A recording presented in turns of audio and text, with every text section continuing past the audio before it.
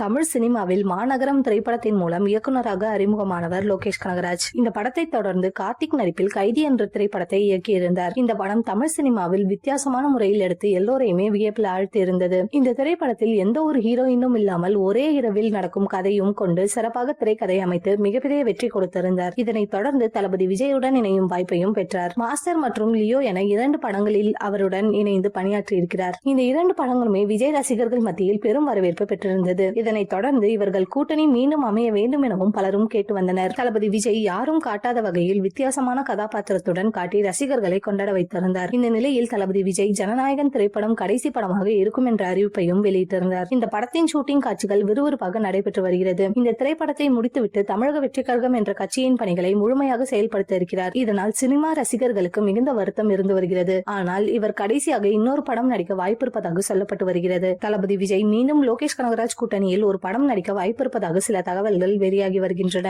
அதிலும் லியோ 2ஆம் பாகமாக இருக்க வாய்ப்புள்ளதாகவும் சொல்லப்பட்டு வருகிறது. லியோ முதல் பாகம் முழுமையாக கதை முடிவு பெறாமல் இருப்பதால் இதன் 2ஆம் பாகம் வந்தால் ரசிகர்களுக்கு மிகப்பெரிய கொண்டாட்டம் இருக்கும். மேலும் இந்த படம் LCU யூனிவர்ஸில் இருப்பதால் பல நடிகர்களும் விஜயுடன் இணைந்து நடிக்கும் வாய்ப்புள்ளது. தற்போது லோகேஷ் கனகராஜ் இயக்கத்தில் கூலி படம் உருவாகி வருகிறது. அதனைத் தொடர்ந்து அவர் கைதி 2ஆம் பாகம் மற்றும் விக்ரம் 2ஆம் பாகம் படங்களையும் இயக்கியிருக்கிறார். சூர்யாவை வைத்து ரோலெக்ஸ் கதாபாத்திரத்தையும் தனி படமாக எடுக்க இருப்பதாகவும் கூறியிருந்தார். அதே போல தனுஷுடன் ஒரு படம் இணைய இருப்பதாகவும் சில தகவல்கள் வெளியாகி வருகிறது. சமீபத்தில் தனுஷை சந்தித்து கதை கூறியுள்ளதாகவும் தனுஷிற்கு மிகவும் பிடித்து போக விரைவில் இவர்கள் இணையவும் வாய்ப்புள்ளது.